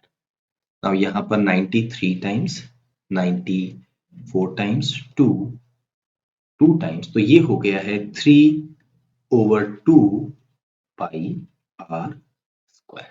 ये तो कौन सा एरिया आ गया है हमारे पास में, ये वाला एरिया।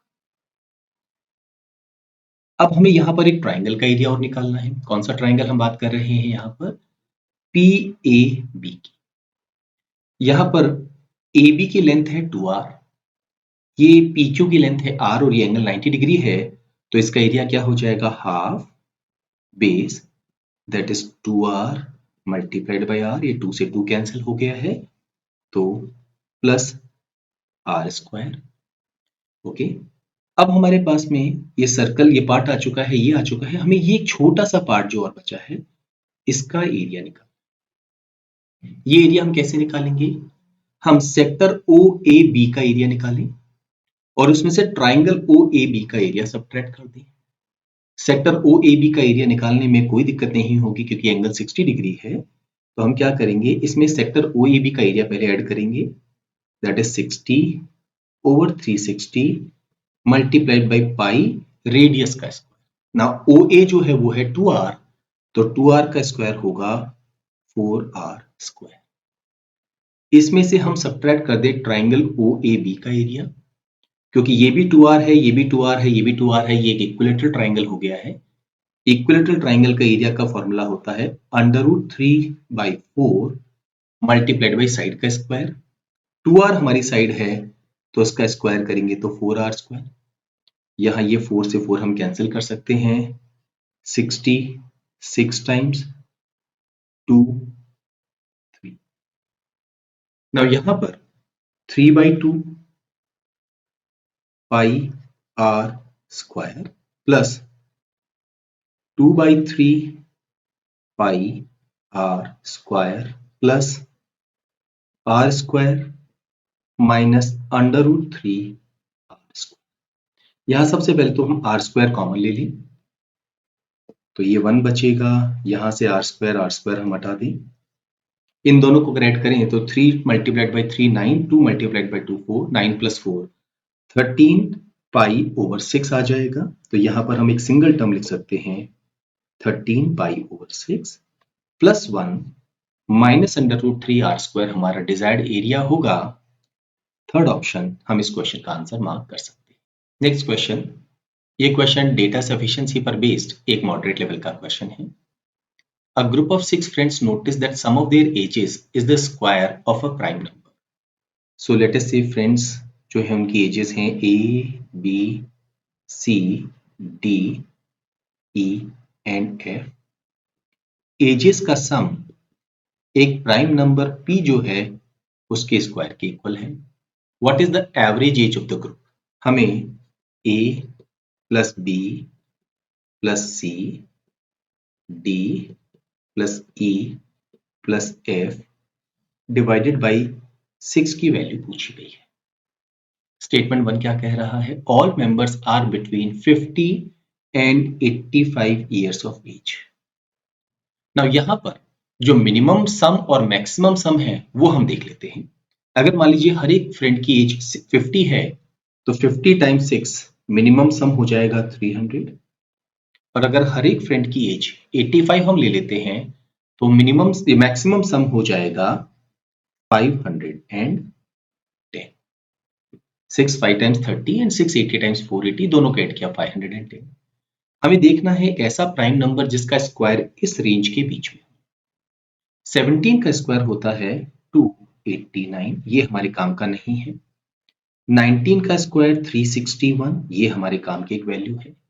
19 के बाद अगला प्राइम नंबर जो आएगा वो आएगा 23, और 23 का स्क्वायर होता है 529, अगेन ये भी हमारे काम का नहीं।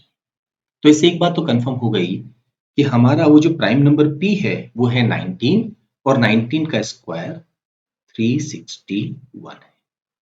हमें इनका सम पता चल गया है, तो जैसे ही हम ये वैल्यू यहाँ पुट करेंगे 361 और 6 से डिवाइड करेंगे, हमें उनकी एवरेज एज मालूम चल जाएगी, हमें निकालने की जरूरत नहीं है। हम कहेंगे स्टेटमेंट 1 जो है वो सफिशिएंट है हमारे इस क्वेश्चन का आंसर करने के लिए। स्टेटमेंट 2 पर हम नजर डालते हैं। The standard deviation of their ages is 4.6।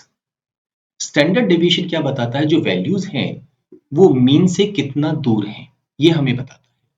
इससे हम मीन नहीं निकाल सकते हैं, देयरफॉर सेकंड स्टेटमेंट सफिशिएंट नहीं है।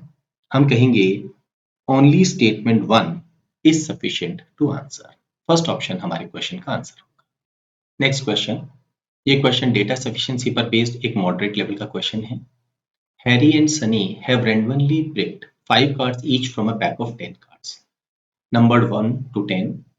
Who has randomly picked the card with number 2 written on it? Statement 1 क्या कह रहा है? Sum of the numbers on the cards picked by Harry is 5 more than that of Sunny. Now यहाँ पर 1 से लेके 10 कार्ड्स हैं। 5 कार्ड्स तो उठाए हैं हैरी ने और 5 कार्ड्स लिए हैं सनी ने। ये कार्ड सेम नहीं है, डिफरेंट है। हमें नंबर नहीं सिलेक्ट करना है, कार्ड सिलेक्ट करने हैं।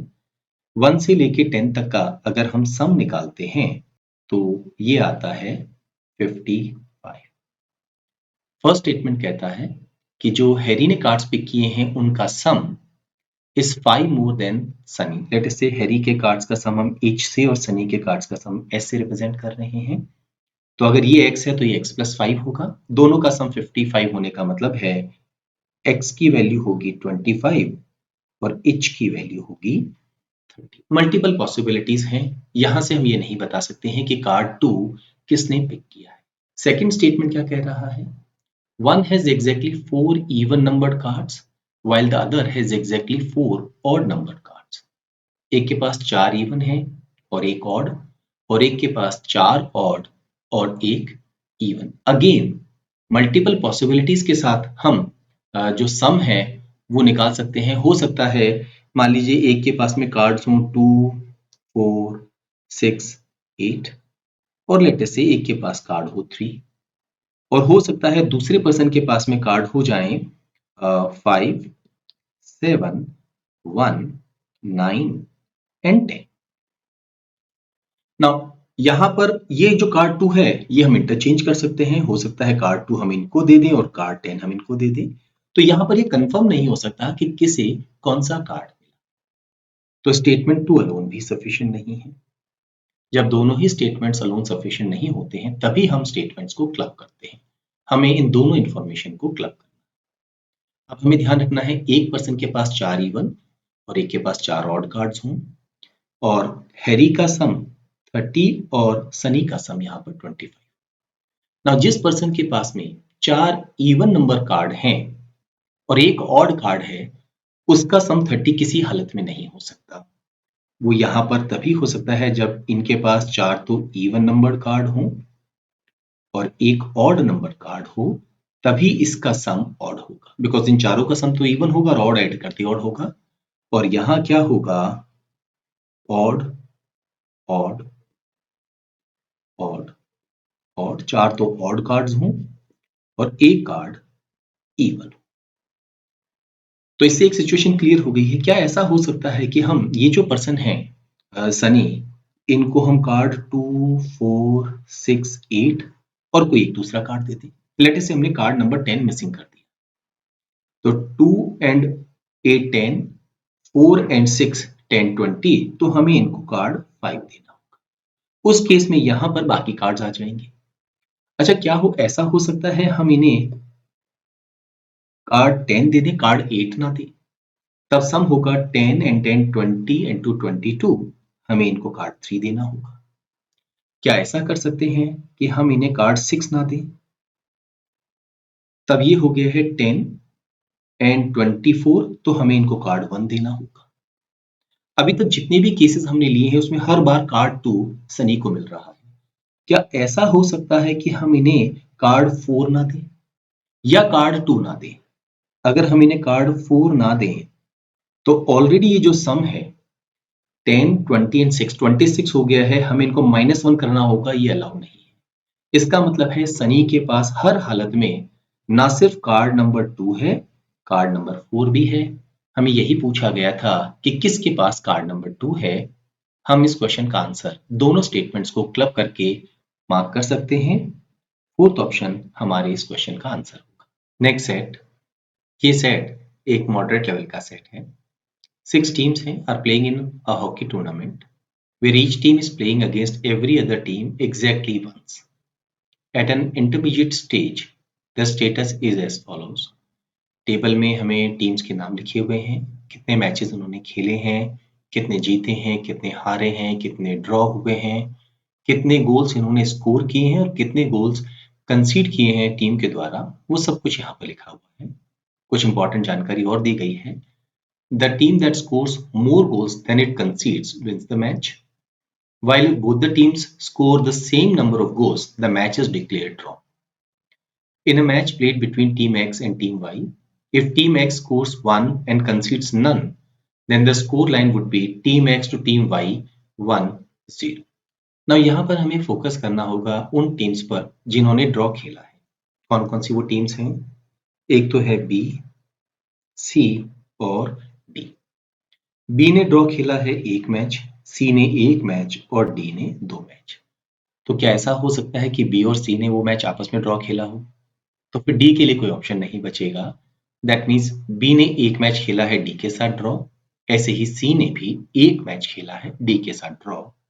तो अगर हम मैचेस के बारे में बात करेंगे तो बी और डी के बीच में 1 मैच हुआ होगा।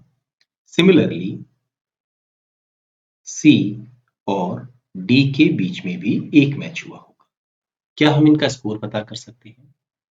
अगर हम बात करें टीम सी पर, इन्होंने एक भी गोल कंसीड नहीं किया है। इसका मतलब है जब इन्होंने डी के साथ मैच खेला होगा तो वो स्कोर लाइन 1-1, 2-2 नहीं हो सकता। हर हालत में वो स्कोर लाइन क्या होगा? 0-0। और डी ने बी के साथ में भी ड्रॉ खेला है। इन्होंने एक गोल तो किया है और एक गोल कंसीड किया है। इसका मतलब है ये स्कोर लाइन होगा 1-1। ना बी ने 2 मैच खेले हैं, एक तो इन्होंने ड्रॉ खेला है और एक उन्होंने जीता है। ऐसे ही सी ने भी 2 मैच खेले हैं, उन्होंने भी एक ड्रॉ किया है और एक मैच जीता है। तो क्या बी और सी का वो मैच जो एक बचा है वो ए के अगेंस्ट हो सकता है? पॉसिबल नहीं है, बिकॉज ए ने अपने दोनों ही मैचेस जीते। दैट मीन्स बी का मैच ई और एफ में से किसी एक के साथ हुआ है और सी का मैच भी ई और एफ में से किसी एक के साथ हुआ है। व्हाट अबाउट ए? ए का मैच देयरफॉर किसके साथ होगा? एक मैच ई के साथ और एक मैच एफ के साथ, क्योंकि उसका मैच बी और सी के साथ हुआ नहीं है, डी के साथ हुआ नहीं है। तो हमें एक बात कंफर्म है कि एक मैच डेफिनेटली ए और ई के बीच में हुआ है। ऐसे ही एक मैच ए और एफ के मैच बीच में हुआ है। बी का एक मैच या तो ई के साथ हुआ है और उस केस में सी का मैच एफ के साथ हो जाएगा, और बी का एक मैच एफ के साथ और उस केस में सी का मैच ई के साथ हो जाएगा। नाउ यहां पर हम स्कोर लाइन की अगर बात करें, बी ने टोटल 5 गोल्स किए, एक गोल उसने यहां किया है, तो एक मैच जो उसका होगा ये किसके साथ होगा हमें ये कंफर्म नहीं है, पर वहां पर उन्होंने 4 गोल किए होंगे। बी के अगेंस्ट एक गोल हुआ है, वो यहां ऑलरेडी हो चुका है। इसका मतलब है उस मैच में बी के अगेंस्ट एक भी गोल नहीं हुआ है। What about C? सी ने टोटल 2 गोल किए हैं और एक भी गोल उनके अगेंस्ट नहीं हुआ है। तो यहां पर उन्होंने अभी तक एक भी गोल नहीं किया है। दैट मीन्स उन्होंने 2 गोल इस मैच में किए होंगे और उनके अगेंस्ट एक भी गोल नहीं हुआ। क्या ये मैच बी का ई के साथ में हो सकता है? अगर ऐसा हुआ तो एक दिक्कत होगी। ई ने टोटल 4 गोल कंसीड किए, दैट मीन्स वो चारों गोल यहां हो गए और एक गोल इन्होंने किया है। इसका मतलब ये होगा कि जो इनका मैच ए के साथ होगा उसका स्कोर लाइन होना चाहिए 1-0। तभी अगर हम स्कोर्स टोटल देखें तो ई के अगेंस्ट 0 गोल ए ने किया और 4 गोल बी ने, यानी 4 गोल इनके अगेंस्ट हुए हैं और एक गोल इन्होंने किया। बट उस केस में ए ई मैच क्या होगा? ई के फेवर में हो जाएगा, जो पॉसिबल नहीं है बिकॉज ए ने अपने दोनों ही मैचेस जीते। तो हम यहां पर क्या कह सकते हैं कि बी ने जो मैच खेला था वो खेला था किसके अगेंस्ट? एफ के, एंड देयरफॉर सी ने मैच खेला था ई के अगेंस्ट। अब अगर हम एफ के बारे में बात करें, इनके अगेंस्ट 7 गोल हुए, 4 गोल तो इस मैच में हो गए और 3 गोल इस मैच में ए ने किए होंगे। इन्होंने एक भी गोल नहीं किया, तो इस मैच में 3-0 स्कोर हुआ होगा। व्हाट अबाउट ई? ई के अगेंस्ट यहां पर 2 गोल हो चुके हैं, टोटल ई के अगेंस्ट 4 गोल हुए हैं, तो 2 गोल यहां हुए होंगे। ई ने भी एक गोल किया है, यहां तो ई ने गोल नहीं किया, तो यहां पर ही वो डेफिनेटली एक गोल किया होगा। यहां हम देख सकते हैं कि ए ने टोटल 5 गोल किए हैं और उनके अगेंस्ट एक गोल हुआ है। सारी कंडीशंस फुलफिल हो गई है। अब हम क्वेश्चंस का आंसर आसानी से कर सकते हैं। First question, which of the following matches are yet to be played? Team A और बी के अगेंस्ट मैच नहीं हुआ है, बट सी डी ये मैच हो चुका है, तो हम कहेंगे ये हमारा आंसर नहीं होगा। टीम सी टीम डी ये मैच ऑलरेडी हो चुका है, तो ये हमारा आंसर नहीं होगा। Team E F and team B D, B का भी डी के साथ मैच हो चुका है तो इसको हम हटा देंगे। टीम सी टीम डी, ये मैच ऑलरेडी हो चुका है, इसे हटा देंगे। तो हमारा आंसर होना चाहिए था फिफ्थ ऑप्शन। टीम ए और टीम बी के बीच में मैच नहीं हुआ है एंड सिमिलरली टीम ई और टीम एफ के बीच में भी मैच नहीं हुआ है। Next question, which of the following score line is a possible outcome in the tournament? Team A और टीम डी का 1-0, ए का डी के अगेंस्ट मैच ही नहीं हुआ है तो इसको तो हम हटा देते हैं। ए और ई का 2E, ए ई का score 2E, definitely second option हमारे इस क्वेश्चन का आंसर होगा। बी और डी के बीच में 1-0, बी और डी का स्कोर लाइन था 1-1, ये हटा सकते हैं। सी और एफ के बीच में 2-0, सी का एफ के साथ मैच ही नहीं हुआ है, इसे हम हटा सकते हैं। नन ऑफ दिस भी हमारा आंसर नहीं है। हमारे इस क्वेश्चन का आंसर है second option. Next question, which of the following score line is not a possible outcome in the tournament? हमें पता करना है not a possible outcome. Team A और टीम एफ के बीच में 4-0, ए और एफ के बीच में 3-0 स्कोर हुआ है, यही हमारे इस क्वेश्चन का आंसर होगा। बी और एफ के बीच में 4-0, डेफिनेटली बी और एफ के बीच में 4-0 है तो ये तो आंसर नहीं होगा। हमें नॉट अ पॉसिबल आउटकम पता करना है। सी और डी के बीच में 0-0, यस सी और डी के बीच में 0-0 है। सी और ई के बीच में 2-0, वी कैन सी ये 2-0 है। तो बाकी सारे पॉसिबल हैं, केवल फर्स्ट ऑप्शन पॉसिबल नहीं है और यही हमारा आंसर होगा। नेक्स्ट सेट, ये सेट डेटा इंटरप्रिटेशन पर बेस्ड एक इजी टू मॉडरेट लेवल का सेट है। The graph below represent the performance of 4 professors across years. यहाँ पर 2010 से लेके और 2017 तक की वैल्यूज हमें गिवन है। Measured on 4 variables, percentage of time spent on research, teaching, feedback on a scale of 10 right hand side and number of publications right hand side। तो यहाँ पर लेफ्ट हैंड साइड पर हम दो चीजें देखेंगे, एक तो percentage of time spent on research और दूसरा percentage of time spent on teaching. तो ये जो ब्लू वाला हमारे यहाँ पर बार ग्राफ है, ये रिप्रेजेंट कर रहा है percentage of time spent on teaching और ये जो ऑरेंज वाला है ये रिप्रेजेंट कर रहा है ऑन रिसर्च। ऐसे ही feedback on a scale of 10, ये राइट हैंड साइड पे हमें देखना है। तो फीडबैक के लिए हमारा ये जो ब्लू वाला लाइन ग्राफ है वो है और नंबर ऑफ पब्लिकेशंस के लिए हमारा ये जो ऑरेंज वाला लाइन ग्राफ है। 4 प्रोफेसर्स हैं, professor arithmetic, professor algebra, professor geometry and professor calculus. एक जानकारी और दी गई है, assume that the cumulative time spent per year on research and teaching activities are same for all 4 professors and each of them taught only one course of 90 classroom hours। Questions पे नजर डालते हैं। First question, which of the following shows the maximum year to year percentage growth in feedback? First option, professor arithmetic during 2013 to 2014, ये रहा 2013 to 2014। हमें focus करना है एक तो इस वैल्यू पर और एक इस वैल्यू पर, क्योंकि हम बात कर रहे हैं फीडबैक। ये वैल्यू है 4, ये वैल्यू है 6.5। तो अगर हम यहाँ पर परसेंटेज ग्रोथ की बात करेंगे तो ये ग्रोथ हुई है 2.5 की divided by 4 multiplied by professor algebra 2015 to 2016, 2015-2016 professor algebra. जिन दो वैल्यूज पर हम फोकस करेंगे ये दो वैल्यूज हैं, ये वैल्यू है हमारी 5 और ये वाली वैल्यू है हमारी 8। तो यहाँ पर इंक्रीज हुआ है 3 का डिवाइडेड बाय 5 मल्टीप्लाइड बाय 100 और 60%।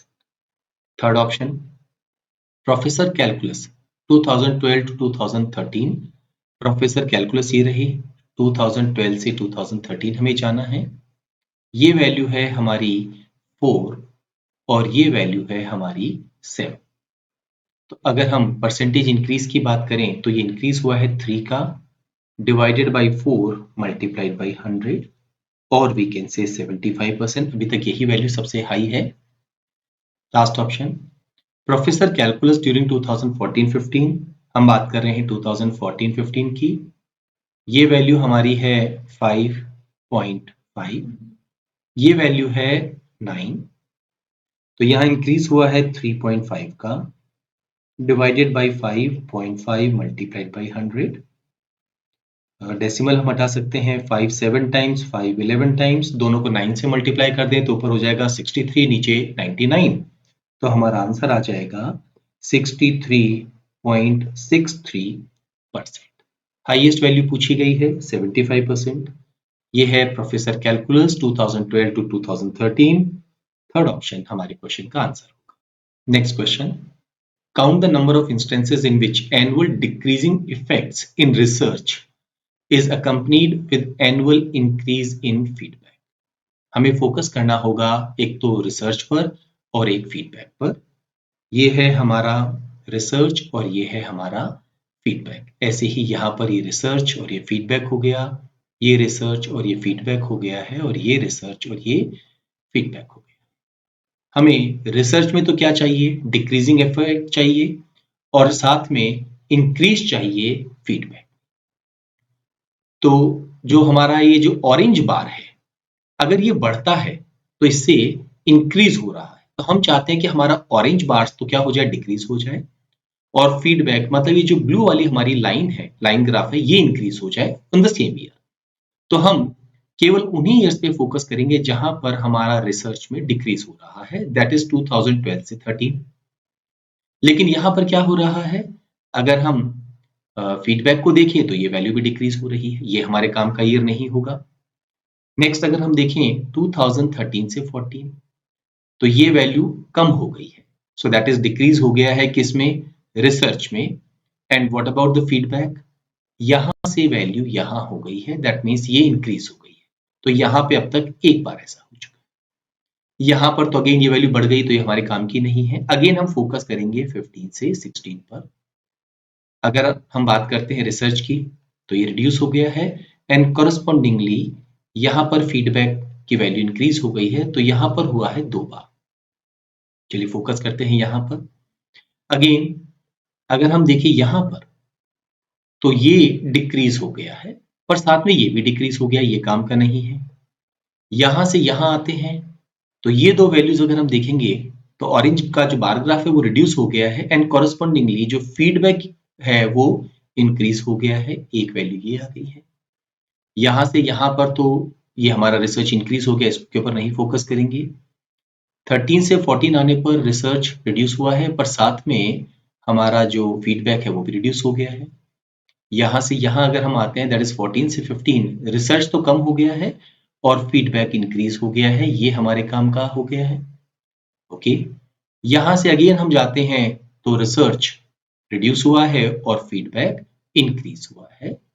यहाँ पर रिसर्च इंक्रीज हो गया है, तो अब तक 3 वैल्यूज हमारी यहाँ काम की है।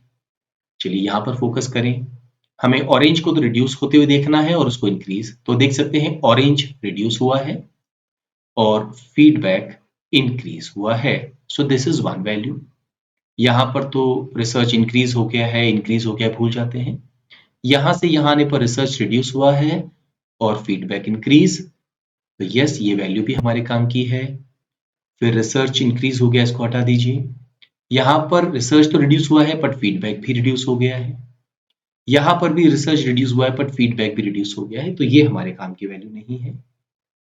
यहाँ फोकस करते हैं, रिसर्च रिड्यूस, फीडबैक इंक्रीज, एक वैल्यू ये काम की है। रिसर्च रिड्यूस बट फीडबैक भी रिड्यूस हो गया है, काम का नहीं है। यहाँ तो रिसर्च इंक्रीज हो गया है, काम का नहीं है, रिसर्च सेम रहा है। यहाँ से यहाँ research reduced and feedback increased, एक और वैल्यू हमारे काम की है। रिसर्च सेम है, कोई फर्क नहीं पड़ेगा। यहाँ से यहाँ रिसर्च रिड्यूस हुआ है बट फीडबैक भी रिड्यूस हो गया है, काम का नहीं है। अगर हम टोटल इंस्टेंसेस काउंट करें, तो 2 + 3 5 × 7 × 9, थर्ड ऑप्शन हमारे इस क्वेश्चन का आंसर होगा। Next question, research efficiency is the ratio of cumulative number of publications for a period of 3 years to the cumulative number of hours spent on research activities in those 3 years. Which of the following professors is the least efficient researcher for the period 2015 to 2017? हमें सबसे पहले focus करना होगा 15 से 17। ये जो 3 years हैं इनकी हम बात कर रहे हैं। किस चीज का रेशियो हमें निकालना है? न्यूमरेटर पर तो हमें क्या लिखना होगा? क्यूमुलेटिव, यहां पर नंबर ऑफ पब्लिकेशंस, तो पब्लिकेशंस तो ऊपर आएगा और हमें डिवाइड करना होगा इसे किससे? Cumulative number of hours spent on research. ना पब्लिकेशंस कहां है? ये रहा, दैट इज ऑरेंज वाली लाइन ग्राफ, और रिसर्च कहां पर है? ये रहा, दैट इज ऑरेंज वाला बार ग्राफ। ना यहां पर कैलकुलेशन करना बड़ा आसान होगा, क्योंकि हर एक केस में अगर हम यहां पर देखिए, एक इंपॉर्टेंट लाइन लिखी हुई है हमारे यहां पर, cumulative time spent per year on research and teaching activities are same for all 4 professors and each of them taught only one course for 90 classroom hours. तो अगर हम यहाँ पर कैलकुलेशन करेंगे, 90 क्लासरूम आवर्स है, 2015 की अगर हम बात करेंगे तो टीचिंग में ये वैल्यू है, दैट इज 30%, ओके। और यहाँ पर अगर हम रिसर्च की बात करेंगे तो ये वैल्यू हो गई द रिमेनिंग 70%। तो नॉर्मली स्टूडेंट्स यहाँ पर एक गलती करते हैं, वो क्या करते हैं कि हर एक बार ये परसेंटेज वैल्यू निकालने की कोशिश करेंगे, क्योंकि सारी कैलकुलेशन 90 के रेस्पेक्ट में हो रही है और सारी कैलकुलेशन में परसेंटेज होगा, तो डिनोमिनेटर पे हर एक केस में 90 आएगा और परसेंटेज में टर्म आएगी, तो हमें वो 90 और परसेंटेज लिखने की जरूरत ही नहीं है, क्योंकि क्यूमुलेटिव वैल्यू पूछी गई और हमें सिर्फ कंपेयर करना है। हम क्या करेंगे, जो पब्लिकेशन है उन्हें ऐड करेंगे और उसे ये जो ऑरेंज की परसेंटेज वैल्यू है इसके सम से डिवाइड कर देंगे, क्योंकि हर केस में हमें ऐसा ही करना। नाउ यहां पर अगर हम पब्लिकेशंस की बात करते हैं तो ये है 2 and 3 and 3, so that is 8। अब अगर हम इसकी बात करें, ये है 70%, ये वैल्यू है 50% और ये वैल्यू है 60%, तो तीनों का सम करने पर वैल्यू होगी 180। वरना एक्चुअल में तो यहाँ वैल्यू क्या लिखी होनी चाहिए थी, 90 का 70%, फिर 90 का 50%, 90 का 60%, और उसको हम यहाँ डिनोमिनेटर में, बट क्योंकि सारी कैलकुलेशन में हम ऐसा कर रहे हैं, कंपैरिजन करना है, तो हमें ये सब कैलकुलेशन फर्दर करने की जरूरत नहीं है, 90 और परसेंटेज को हमने हटा दिया। चलिए अब हम बात करते हैं प्रोफेसर अलजेब्रा की। यहाँ पर अगर हम पब्लिकेशंस की बात करें, ये वैल्यू है हमारी 3, 2 and 3। अगेन ये भी हो गया है 8। What about denominator? ये वैल्यू है 30, ये वैल्यू है 25 और ये वैल्यू है 40। इन सबको अगर हम ऐड करेंगे तो ये होगा 95। इमीडिएटली हम इसे तो रिजेक्ट कर देंगे, क्योंकि दोनों में न्यूमरेटर सेम है, ये डिनोमिनेटर बड़ा है, हम लोएस्ट वैल्यू ढूंढ रहे हैं, तो प्रोफेसर अलजेब्रा तो हमारा आंसर नहीं हो सकता। यहां पर अगर हम फोकस करें, ये पब्लिकेशन है 3 and 1 4 and 4.5, तो यहां पर ये 4.5 नहीं, अप्रोक्सीमेट इसको 4 ले लेते हैं, so again this value will be what, 8। What about the research part? अगर हम ये देखेंगे तो ये वैल्यू हो गई है 75, ये वैल्यू हो गई है 25 और ये वाली वैल्यू 20, सम करने पर 120। अगेन हम इसे रिजेक्ट कर देंगे, क्योंकि अभी तक ये डिनोमिनेटर सबसे बड़ा आ रहा है। प्रोफेसर ज्योमेट्री भी आंसर नहीं होगा। What about professor calculus?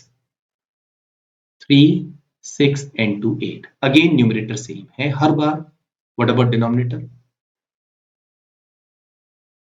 ये वैल्यू है 55%, so we can just write down 55 here. ये वैल्यू भी कितनी है, 55, और ये वैल्यू है 40, सो ये हो गया 150। इसे भी हम रिजेक्ट कर देंगे इमीडिएटली। हमारे इस क्वेश्चन का आंसर क्या होगा, प्रोफेसर अल्प।